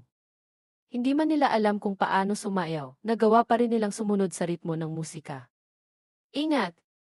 Sigaw ng isang lalaki na siyang may hawak ng kawayan. CJ! Isayaw natin! Napuno ng katuwaan ang paligid habang sumasayaw ang mga tao. Sa tuwing magsasara ang kawayan, magkakasabay silang lalakad sa pagitan nito. Hindi madali, ngunit nagawa pa rin nila. Sa tuwing tumatama ang kawayan, mapapayakap si Bianca sa braso ni Gio para maiwasan ang pagkakapilay. Okay ka lang, tanong ni Gio, nag-aalala. Tumango si Bianca, hindi makatingin sa mga mata nito. Sa kalagitnaan ng sayaw, naramdaman ni Bianca ang kakaibang titig sa kanya. Hindi siya nakatiis, nilingon niya kung saan nanggagaling iyon. At nakita niya. Isang matandang babae, medyo may katabaan, naka-Filipiniana. Nanliliit ang mga mata nito habang nakatingin sa kanila. Siya si Kapitana Linda, ang pinuno ng barangay. Pagkatapos ng sayaw, lumapit sa kanila si Kapitana Linda. Magandang hapon sa inyong dalawa, bati nito, nakangiti. Kamusta naman ang bagong kasal? Mabuti naman po, Kapitana, sagot ni Doña Esperanza na biglang sumulpot sa tabi nila. Kami po ang nagpapasalamat at inimbitahan niyo kami. Naku, walang anuman. Kayo pa, mga Deogracia. Kayo ang may-ari ng malaking kumpanya, di ba? Opo, kami po yon, sagot ni Bianca. Talaga? Hindi ko kasi kayo masyadong kilala, sabi ni Kapitana Linda, seryosong tumingin kay Gio. Ikaw, sir, ikaw nga yung sa ano di. Halos mahulog ang puso ni Bianca sa kanyang dibdib. Anong ibig sabihin nito? Sergio de Gracia, sabi ni Kapitana Linda. Pero hindi ba't ikaw yung taga-deliver ng cake? Nagsimula ang pagkalito sa paligid. Nagtinginan ang mga tao. Napako sa kinatatayuan si Gio. Nanlaki ang mga mata niya. Nanlamig ang kanyang mga kamay. Sa isang iglap, ang mundo ni Bianca ay naging tahimik. Walang ingay. Walang tugtog. Tanging ang pagkabigla lang ang kanyang naramdaman. Hindi po, mabilis na sabi ni Gio, halatang nagulat at nag-aalala. Nagkamali lang po kayo, Kapitana. Tumingin si Kapitana Linda kay Bianca, naniningkit ang mga mata. Sigurado akong ikaw yon. Nakita kita sa tindahan ni Aling Nena, nagde-deliver ng halo-halo. Napuno ng kahihiyan ang mukha ni Gio. Lalo pang dumilim ang paligid. Ano ba yan? Sabi ng isang lalaki sa likuran nila. Akala ko mayaman tong si Gio. Delivery boy lang pala. Ang kapal ng mukha, sabi naman ng isang babae. Nagpanggap pa. Hindi po totoo yan, sigaw ni Bianca, nagugulat sa kanyang sarili. Nakita niya ang gulat at kahihiyan sa mga mata ni Gio. Ayaw niyang masira ang lahat, ngayon pa. Bianca, tumahimik ka, bulong ni Doña Esperanza, ngunit hindi niya pinansin ang ina. Humarap siya kay Kapitana Linda, pinilit maging matatag ang boses. Nagkakamali po kayo, Kapitana. Hindi po siya taga-deliver. Asawa ko po siya. Siya po si Gio de Gracia. Pero hindi makapaniwalang sabi ni Kapitana Linda. Nagkataon lang po na may nakita kayo, sabi ni Bianca, kinuha ang kamay ni Gio. Nakita niya ang gulat sa mga mata nito, pero hinawakan pa rin niya ito ng mahigpit. Naku, ganda po ng asawa mo, Sergio biro ng isang lalaki, sinusubukang gumaan ang paligid. Nga! Bagay na bagay kayo, sabi naman ng isang babae. Hindi na nagsalita pa si Kapitana Linda. Nag-iwas na ito ng tingin, nagpanggap na may kakausapin sa iba. Nakadama ng kaunting ginhawa si Bianca.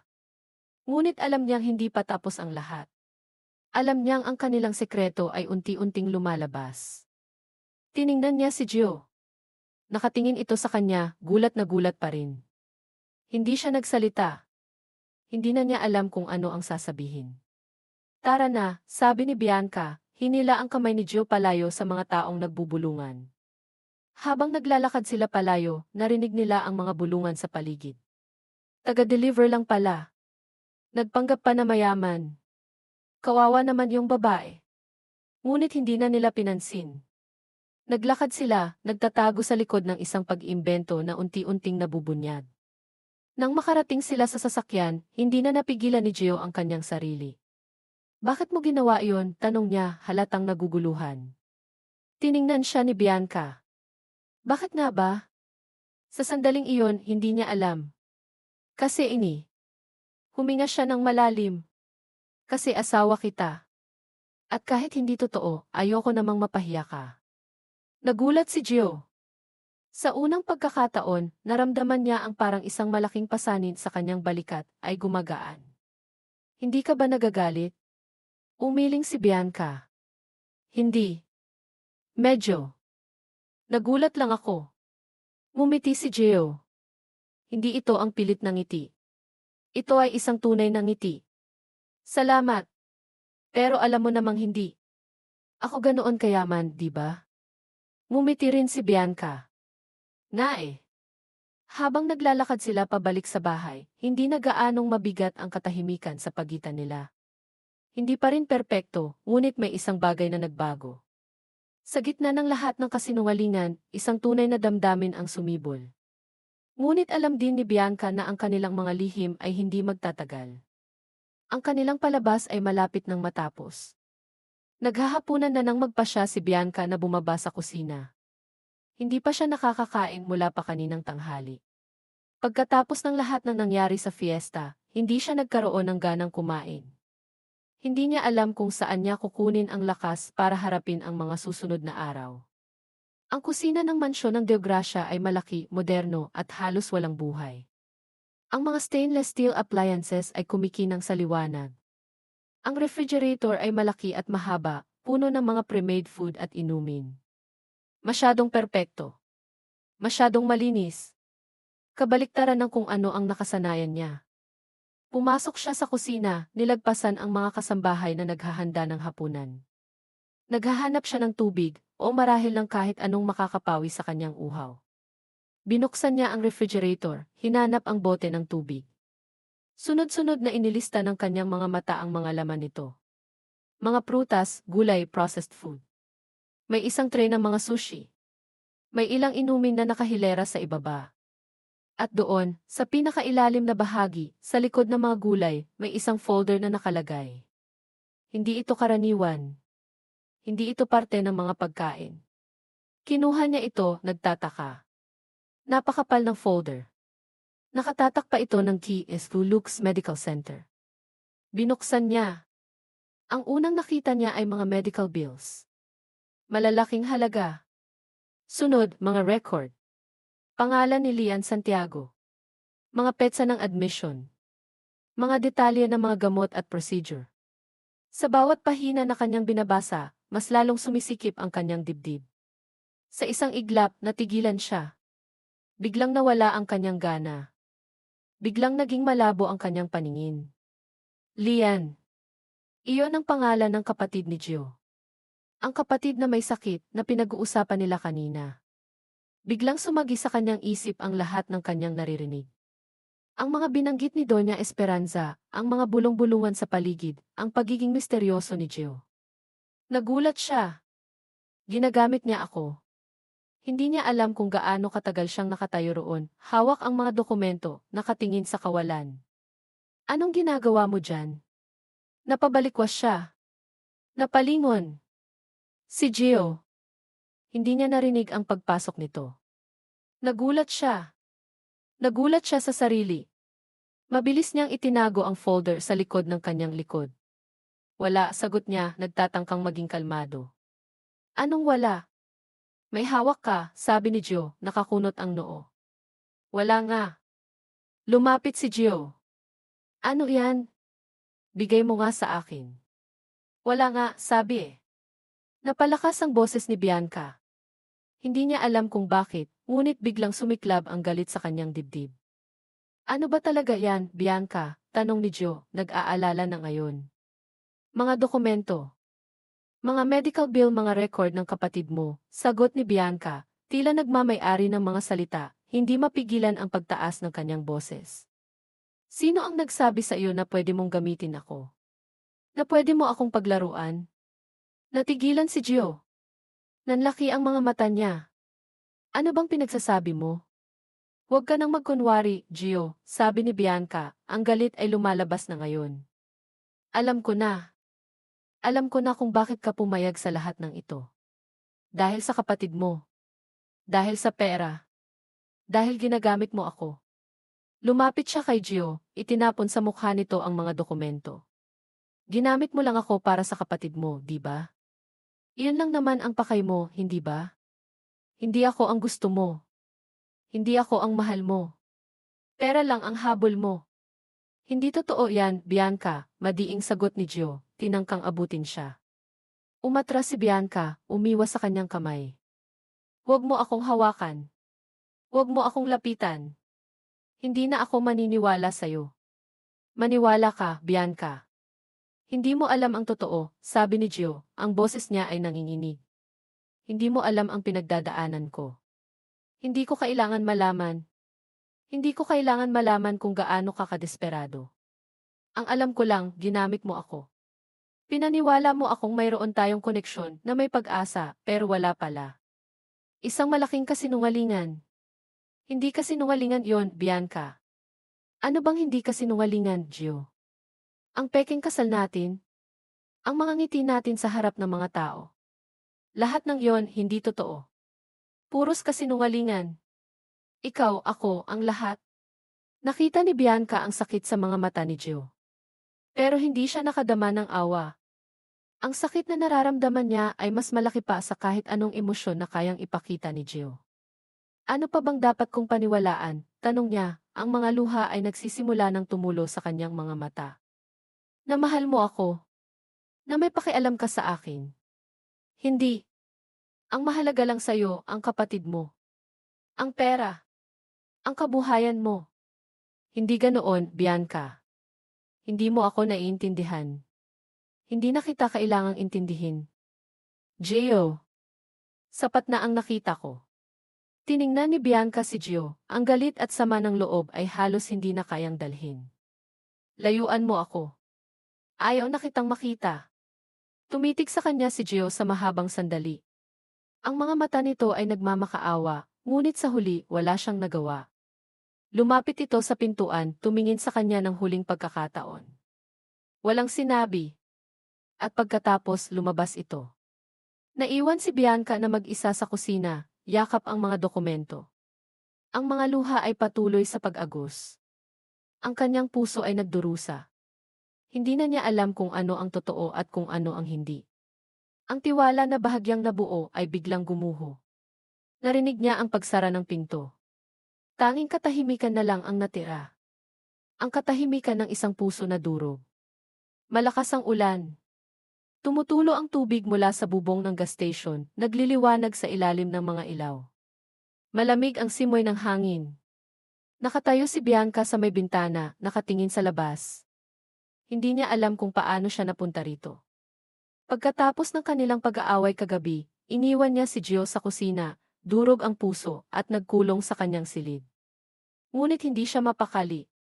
Hindi niya mapigilang isipin ang mga medical bills, ang mga record ni Lian. Hindi niya mapigilang isipin si Gio. Nakita niya si Gio na nakatayo sa tapat ng counter, nagbabayad ng gasolina. Nagkatinginan sila. Isang saglit na pagtatama ng kanilang mga mata.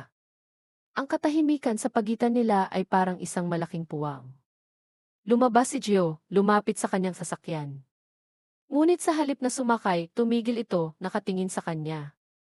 Hindi niya alam kung ano ang dapat niyang gawin. Lalapitan niya ba ito? Kakausapin? O lalayo na lang?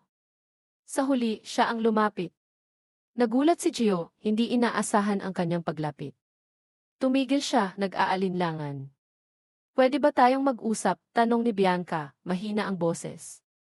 Tumango si Gio. Naglakad sila papunta sa may ilalim ng bubong ng gas station, kung saan hindi masyadong binabasa ng ulan. Walang nagsalita. Ang ingay ng ulan ang tanging naririnig. Alam mo, gusto ko sanang maging doktor, biglang sabi ni Gio, binasag ang katahimikan. Humarap ito kay Bianca, ngunit agad ding umiwas ng tingin. Nag-aaral ako ng medisina. Okay naman ang lahat. Nag-i-enjoy ako. Hanggang sa huminto ito. Buntong hininga. Hanggang sa naaksidente si Lian. Yung kapatid ko, dagdag nito, ang boses niya ay nanginginig. Napahigpit ang hawak ni Bianca sa kanyang bag, sobrang grabe ang nangyari. Nasagasaan sila ng nanay at tatay namin, nag-iisang sakay ng motorsiklo na matay sila pareho. Si Lian naman, muntik nang mamatay. Ang daming pinsala sa ulo. Kailangan ng maraming operasyon, maraming gamot. Isang imahe ang biglang lumitaw sa isipan ni Bianca. Isang batang babae, nakahiga sa kama ng ospital, nakatingin sa kanya na may takot at pag-asa. Kailangan kong huminto sa pag-aaral. Wala akong ibang pagpipilian. Wala kaming pera. Ako na lang ang natira para kay Lian. Kailangan kong magtrabaho. Kailangan kong kumita ng pera para sa kanya. Para sa pagpapagaling niya. Naging taga-deliver ako. Nagtrabaho ako sa kung saan-saan. Basta kumita lang ng pera. Para sa kanya. Isang flashback ang sumulpot sa isipan ni Bianca. Nakita niya si Gio, nasa isang maliit na apartment, pinapakain si Lian. Isang maliit na batang babae, nakaupo sa kanyang kandungan. Salamat, kuya. Walang anuman, bunso. Hindi ko alam kung ano ang gagawin ko kung wala ka. Muling nagbalik kay Bianca ang kasalukuyan. Kaya ko ginawa iyon. Lahat ng yon, sabi ni Gio, kahit na alam kong mali. Dahil hindi ko alam kung ano ang gagawin ko kung wala siya. Kaya nga pinili kong magsinungaling. Pinili kong itago ang lahat. Para lang matulungan siya. Tumingin si Gio sa kanya. Alam ko, nagkamali ako. Hindi ko dapat ginawa yon. Hindi kita dapat niloko. Pero hindi ko alam kung paano ko sasabihin sa iyo ang totoo. Natatakot ako. Natatakot akong hindi mo ako maintindihan. Natatakot akong iwan mo ako. Hindi umiimik si Bianca. Nakikinig lang. Pasensya na, Bianca. Pasensya na sa lahat. Tumingin si Bianca sa mga mata ni Gio. Nakita niya ang sakit, ang pagsisisi, ang lungkot. Nakita niya ang lahat ng pinagdaanan nito. Nakita niya na hindi lahat ng kasinungalingan ay masama. Minsan, walang pagpipilian ang mga tao. Hindi niya alam kung ano ang sasabihin. Hindi niya alam kung ano ang dapat niyang maramdaman. Pagkatapos ng mahabang katahimikan, tumango si Bianca. Isang simpleng tango. Isang pagkilala. Isang pasimula. Hindi niya sinabi na napatawad na niya ito. Hindi niya sinabi na maniniwala na siya ngayon. Ngunit ang kanyang tango, ang kanyang katahimikan, ay nagsabi ng higit pa sa anumang salita. Pagkatapos ng pag-uusap nila sa gas station, bumalik sila sa mansyon. Tahimik ang biyahe. Hindi sila nag-uusap.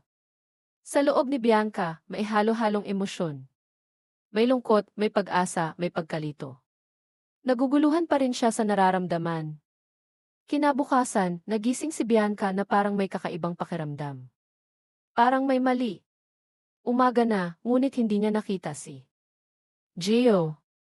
Inisip niyang baka maaga itong umalis o baka nasa labas.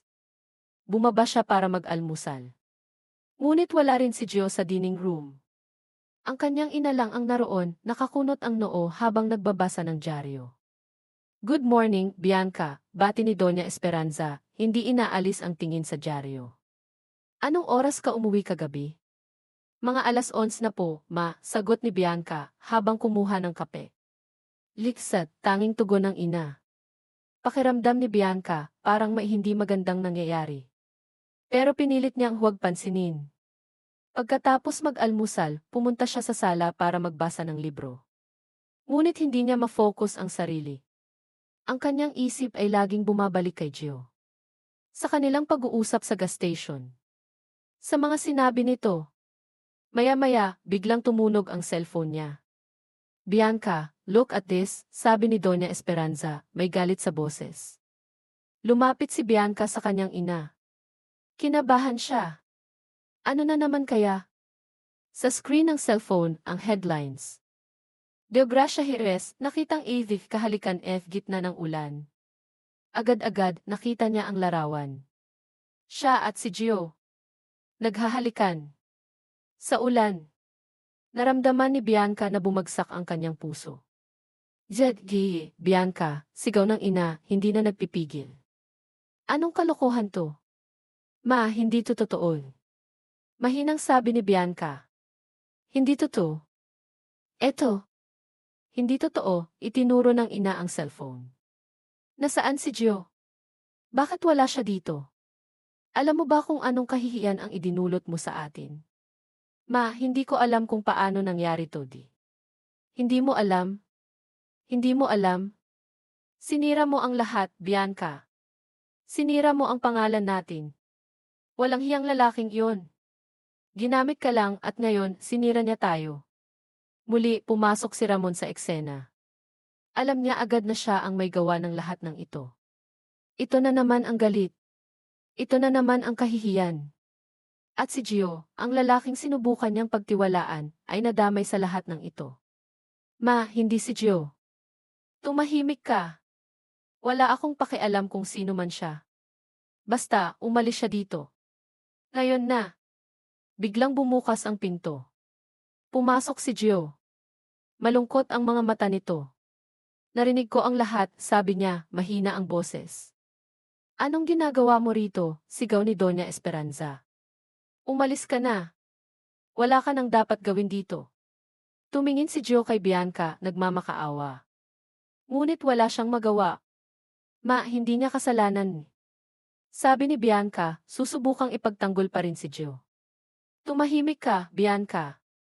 Sumama ka na, sigaw ng ina, itinulak si Bianca palayo. Umalis ka na, Gio, sabi ni Doña Esperanza. Hindi ka na namin kailangan. Kitang-kita ni Bianca ang sakit sa mga mata ni Gio. Ang kahihiyan. Ang pagkabigo. Ngunit wala siyang magawa. Pasensya ka na, Bianca, sabi ni Gio, tumingin kay Bianca sa huling pagkakataon. At pagkatapos, umalis na ito. Tinitigan ni Bianca ang pintong sinarahan ni Gio. Parang gumuho ang mundo niya. Hindi na niya alam kung ano ang totoo at kung ano ang hindi. Ang puso niya ay bumagsak na naman. Ginawa mo to, sigaw niya sa ina, umiiyak.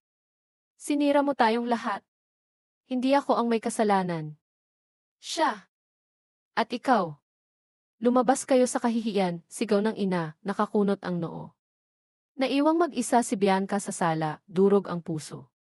Sa pagkakataong ito, hindi lang ang pag-ibig niya ang nawala, kundi pati na rin ang kanyang dangal. Ang lahat ng pag-asa na binuo niya ay gumuho sa isang iglap. Ang kanyang mundo ay gumuho. Matapos umalis si Gio, nanatiling nakatayo si Bianca sa sala, parang nakatingin sa hangin. Ang kanyang ina, galit na galit, ay nagkulong sa kanyang silid. Ang buong mansyon ay naging tahimik, puno ng bigat. Hindi niya alam kung gaano katagal siyang nakatayo roon. Sa wakas, nang magsimula ng manlamig ang kanyang mga paa, nagpasya siyang umakyat sa kanyang silid.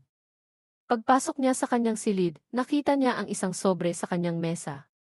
Sulat. Mula kay Gio. Nanginginig ang kanyang mga kamay habang binubuksan ang sobre. Sa loob, may isang sulat na nakasulat sa magandang sulat kamay ni Gio. Mahal kong Bianca, hindi ko alam kung paano sisimulan ang sulat na to. Ang alam ko lang, kailangan kong magpaalam.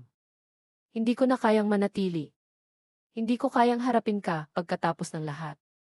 Nasaktan kita. Umasa ako. At kahit kailan, hindi ko gustong mangyari to. Hindi ko gustong masaktan ka. Pasensya na, Bianca. Pasensya sa lahat. Ang totoo, hindi ko alam kung ano ang nararamdaman mo sa akin. Pero alam ko ang nararamdaman ko sa'yo. Ikaw yung ilaw sa dilim. Hindi ko man maintindihan kung paano, ikaw ang nagbigay sa akin ng lakas. Ikaw ang nagpakita sa akin na hindi pa huli ang lahat. Pero hindi ko kayang manatili. Hindi ko kayang manatili sa piling mo kung ako ang dahilan ng lahat ng sakit mo. Sana, maging masaya ka. Sana, makahanap ka ng taong magmamahal sa'yo ng totoo. Yung taong hindi ka gagamitin, yung taong hindi ka sasaktan. Yung taong magpapasaya sa'yo. At sana, mapatawad mo ako. Paalam. Nagmamahal, Gio. Sa pagbabasa niya ng mga salita, ang kanyang mga luha ay patuloy na tumulo sa kanyang mga mata. Hindi niya maawat. Wala na. Wala na talaga. Ang pag-asang bahagyang sumibol sa kanyang puso ay nawala na naman. Naramdaman niya ang pagkawala ng lahat. Ang pagkawala ni Ramon. Ang pagkawala ng kanyang kalayaan. At ngayon, ang pagkawala ni Gio. Nakaramdam siya ng walang laman. Ang kanyang puso ay tuyo, walang sigla. Ilang araw siyang nagkulong sa kanyang silid. Hindi lumalabas. Hindi kumakain. Hindi nagsasalita. Tanging pag-iyak lang ang kanyang ginagawa. Sa wakas, napilitan siyang bumalik sa kanyang trabaho. Ngunit walang gana. Walang sigla. Ang lahat ay walang kahulugan. Nakita niya ang mga tingin ng mga tao, ang mga bulungan. Sa mga headlines, ang kahihiyan na kanyang kinaharap. Pero mas masakit ang kawalan ni Gio. Ang kanyang mga ngiti. Ang kanyang mga salita. Ang kanyang presensya. Sa paglabas niya ng opisina isang hapon, nakita niya ang isang pamilyar na figura na nakatayo sa may pintuan. Nakatayo roon si Lian. Nagulat si Bianca. Ate Bianca, tawag ni Lian, umingiti. Lumapit si Bianca, nagtataka. Anong ginagawa mo rito? Tanong niya. Gusto ko po kayong makita. Gusto ko pong magpasalamat, sagot ni Lian. Salamat po sa pagtulong niyo kay kuya. Tumingin si Bianca kay Lian. Nakita niya ang simpleng kabaitan sa mga mata nito. Wala iyon, sabi ni Bianca, bagaman ramdam niya ang sakit sa bawat salitang sinasabi. May ibibigay po ako sa inyo, sabi ni Lian, inabot kay Bianca ang isang maliit na bagay. Isang hairpin. Isang simpleng hairpin. Ate mo lagi kang pinagtatanggol, sabi ni Lian, kumukha sa mga salita ng kuya niya. Sabi po ni kuya, kapag nalulungkot kayo, suotin niyo to, para maramdaman niyo na hindi kayo nag-iisa. Kinuha ni Bianca ang hairpin, hindi makapagsalita. Tiningnan niya ang hairpin. At pagkatapos, tiningnan niya si Lian. Nakita niya ang pag-aalala. Nakita niya ang malasakit. Salamat, mahinang sabi ni Bianca. Ngumiti si Lian. Wala pong anuman. Sige po, aalis na po ako. Babalik pa po ako sa ospital. Sige, mag-ingat ka, sabi ni Bianca. Nang umalis na si Lian, nakatayo si Bianca roon, hawak ang hairpin. Ngayon pa lang niya inamin sa sarili niya na iniibig niya na si Gio. Sa unang pagkakataon. Huli na nga lang. Wala na. Pagkatapos ng pag-alis ni Lian, nag-isa si Bianca sa kanyang silid, hawak ang hairpin. Ang maliit na bagay na iyon ay nagsilbing isang senyales. Isang senyales na kailangan niyang kumilos. Kinabukasan, bumaba siya para harapin ang kanyang ina. Nagulat si Doña Esperanza nang makita siya. Bianca, anong ginagawa mo rito? Tanong nito, kunot na naman ang noo. Kakausapin ko po kayo, ma, sabi ni Bianca, matatag ang boses. Tungkol saan? Tungkol sa lahat. Umupo si Bianca sa harap ng kanyang ina, sa kabila ng pagtutol nito. Hindi ko na po kaya, ma, sabi ni Bianca, matapang ang mga mata. Hindi ko na kaya ang ganitong buhay. Ang kasinungalingan. Ang pag-arte. Ang pagiging laruan nyo. Ano ang pinagsasabi mo, Bianca? Hindi na po ako magpapakulong sa inyo. Hindi na ako magpapagamit. Hindi na ako magpapaniwala sa mga kasinungalingan nyo. Nagulat ang kanyang ina. Ang mga mata nito ay nanlaki. Anong ibig mong sabihin? Aalis na po ako sa kumpanya. Hindi ko na po kayang magtrabaho para sa inyo. Hindi ko na kayang magpanggap na masaya ako. Bianca, baliw ka na ba? Alam mo ba kung ano ang sinasabi mo? Sinisira mo ang lahat. Hindi ko sinisira. Binubuo ko ang sarili ko. At ito ang desisyon ko, Mati. Wala kang alam sa mundo. Ikaw mismo, Bianca, walang alam sa mundo. Sino ang mag-aalaga sa'yo? Sino ang magtataguyod sa'yo? Sino ang magbibigay sa iyo ng maginhawang buhay na kinagisnan mo? Kaya ko pong mabuhay, makaya ko pong tumayo sa sarili kong mga paa. Hindi ko kailangan ang pera nyo. Hindi ko kailangan ang pangalan nyo. Ang kailangan ko lang ay ang kalayaan ko. Hindi mo alam ang hirap ng buhay, Bianca. Alam ko po, manakita ko na po. Nakita ko ang hirap. Nakita ko ang kasinungalingan. At ayoko nang maging bahagi ng mga iyon. Hindi na makapagsalita ang kanyang ina. Tinitigan siya ng kanyang ina, puno ng galit. Kung iyan ang gusto mo, sige. Pero hindi ka na pamilya. Salamat po, ma, sagot ni Bianca, huminga ng malalim. Pagkatapos noon, umalis na siya sa mansyon. Iniwan niya ang lahat, ang kanyang silid, ang kanyang mga gamit, ang kanyang buhay na nakasanayan. Pumunta siya sa opisina, nilapitan ang kanyang ama. Pa, aalis na po ako sa kumpanya, sabi niya. Nagulat ang kanyang ama, ngunit sa huli, nagawa nitong intindihin. Alam kong mahirap to, anak. Pero susuportahan kita. Salamat po, pa. Bumaba siya mula sa opisina, hawak ang mga gamit niya. Ngayon, malaya na siya. Ngunit saan siya pupunta? Naalala niya ang sinabi ni Lian. Sabi po ni Kuya, kapag nalulungkot kayo, suotin niyo to, para maramdaman niyo na hindi kayo nag-iisa. Kinuha niya ang hairpin mula sa kanyang bulsa, sinuot iyon. Pagkatapos, nagpa siya siyang hanapin si Gio. Alam niya na nasa San Mateo ito. Wala siyang alam kung saan siya makikita. Pero alam niyang kailangan niyang gawin iyon. Naglakbay siya. Sumakay siya sa jeepney. Nagtanong siya sa mga tao. Sa wakas, natagpuan niya ang isang maliit na panaderya sa San Mateo. Binuksan niya ang pinto.